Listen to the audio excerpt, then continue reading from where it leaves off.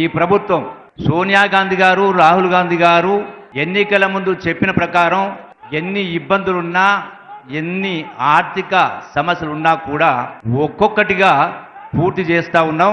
మీరందరూ కూడా సాక్షులు. ఈనాడు ఆర్టీసీ బస్ అయినా, రుణమాఫీ అయినా, 200 కరెంట్ అయినా, ఈనాడు ఇందిరమ్మ ఇల్లు 22,000 కోట్ల రూపాయలతో ఇందిరమ్మ ఇల్లు, 21,000 కోట్ల రూపాయలతోటి రైతు రుణమాఫీ, అట్లాగే రైతాంగానికి 500 రూపాయలు సన్నవడ్లకు బోనస్, అంటే ఎకరానికి 10,000 రూపాయలు, 22 క్వింటాలు పండినా కూడా.